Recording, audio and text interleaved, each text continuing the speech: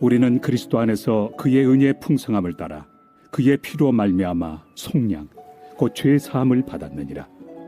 이는 그가 모든 지혜와 총명을 우리에게 넘치게 하사 그 뜻의 비밀을 우리에게 알리신 것이요 그의 기뻐하심을 따라 그리스도 안에서 때가 찬 경륜을 위하여 예정하신 것이니 하늘에 있는 것이나 땅에 있는 것이 다 그리스도 안에서 통일되게 하려 하심이라.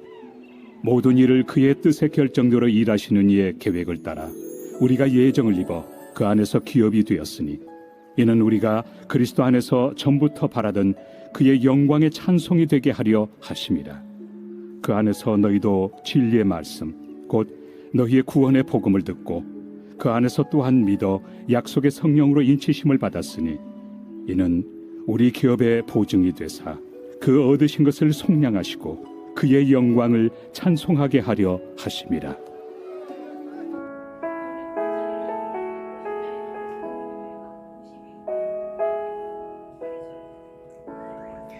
에베소서는 사도 바울의 옥중 서신으로서 주 60일에서 62년경에 쓰여진 것으로 알려져 있습니다. 에베소서에는 사도 바울의 기독교 신학의 핵심 사상들이 잘 녹아져 있는데요. 특히 이제 1장은 하나님께서 이 죄인들을 어떻게 구원하셨는지에 관한 구원론을 언급을 해줍니다. 선부 하나님께서 이 선택과 예정으로 우리의 구원을 계획하셨죠. 그리고 이 계획을 실행하신 분이 바로 성자 예수님이시죠. 예수님께서 성육신으로 이 땅에 내려오셔서 이 십자가를 지심으로 말미암아 하나님 아버지의 구원 계획을 실행하신 것입니다. 바울은 우리의 구원이 이 예수 그리스도의 풍성한 은혜를 따라 이루어졌다라고 설명을 하죠. 십자가에서 흘리신 예수님의 피로 말미암아 우리의 모든 죄가 용서를 받게 된 것입니다. 이것은 하나님의 독생자이신 예수님이 피를 흘리실 정도로 우리의 죄가 너무나도 컸으며 우리의 완악함이 깊었다라는 것을 반증해 주고 있는 거죠. 문제는 근데 무엇이었습니까? 우리 스스로는 우리의 죄 문제를 해결할 수가 없었다는 것이죠. 이에 하나님께서는 독생자 예수님을 보내주셔서 우리 대신 그 죄의 값을 다 치르게 하신 것이죠. 실로 예수님의 죽음만이 우리의 죄를 대속해주며 속량할 만큼의 값어치가 되었던 것입니다. 이렇게 예수 그리스도를 통한 구원은 존재했고 또 존재하고 있고 또 존재할 모든 이들을 위한 구원의 유일한 방법인 줄을 믿습니다. 우리도 그 예수님을 믿음으로 지금 하나님의 놀라운 그 구원의 은혜에 참여하고 있는 줄로 믿으시기를 바랍니다. 하나님은 이 모든 지혜와 총명을 우리에게 넘치게 하셨다라고 합니다. 여기서 우리가 알아야 될 사실 중 하나는 지혜와 총명이 우리가 이 교회로 함께 모일 때 넘치게 하셨다는 거예요. 하나님의 뜻의 비밀이 그러니까 교회에 알려지는 거예요. 하나님의 계획은 뭡니까? 주님의 때에 하늘에 있는 것이나 땅에 있는 것이 다 그리스도 안에서 통일되는 거예요. 하늘과 땅이 그러니까 서로 통하게 되는 것이죠. 이건 뭡니까? 즉 하나님의 나라가 이 땅 가운데 임하고 드러난다라는 것을 의미합니다. 이렇게 이 땅에 하나님의 나라가 임하는 통로가 무엇이냐? 바로 교회라는 것이죠. 하나님께서는 이 교회 공동체를 통해서 교회를 통하여서 이 구원의 역사를 이루어 가고 있는 것입니다. 하나님의 구원은 단지 우리 개인만을 위한 구원이 아니죠. 구원은 하나님 나라를 세우는 일에 우리가 동참하는 거예요. 이 구원이 이스라엘을 그래서 넘어서서 이제는 이방인들과 온 세계 열방으로까지 확대가 된 것이죠.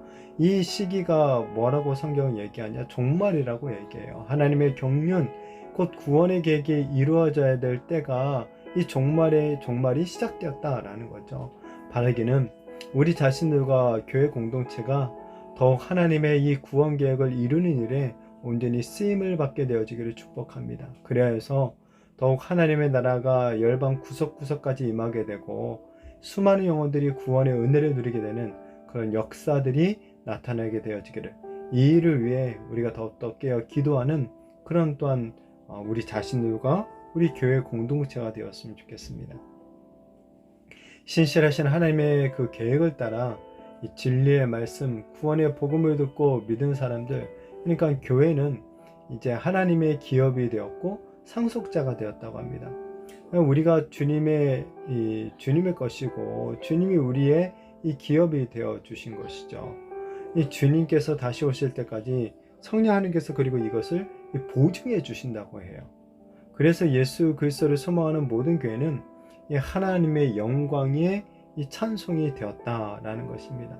이렇게 우리가 하나님의 영광의 찬송이 된 줄로 믿습니다.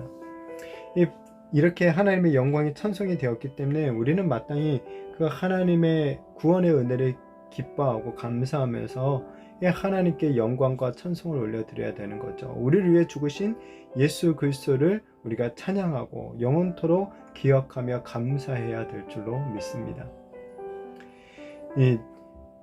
하나님이 우리를 구원하신 이유, 그 이유가 바로 우리가 이런 하나님의 영광의 찬송이 되게 하기 위함인 거예요. 하나님의 구원의 은혜로 말미암아 우리의 존재가 이제는 이 영광스러운 존재로 변하게 된 거예요. 우리는 이제 이 땅에서 정말 세상 사람처럼 어떤 시시한 삶을 어떤 그런 삶을 살아가는 자들이 아니에요. 온 우주 만물을 창조하시고 우리를 구원하신 하나님의 그 영광이 영광의 찬송이 되었다라는 것을 우리가 믿고 정말 우리가 좀 이 성도로서 하나님의 자녀라는 그런 어떤 자부심을 가지고 더 믿음의 삶을 살아내는, 감사의 삶을 살아내는 우리가 되었으면 좋겠습니다. 어제 본문에서도 그리고 오늘 본문에서도 보면 이 찬양, 이 찬송이 계속 강조되고 있죠. 이 찬송이 바로 하나님께서 우리를 부르신 목적이라는 거예요. 우리 성도들이 교회로 모이는 이유, 결국 하나님을 찬양하기 위해서예요. 이사야 43장 21절에 이 백성은 내가 나를 위하여 지었나니 나를 찬송하게 하려 함이니라 라고 말씀하고 있어요.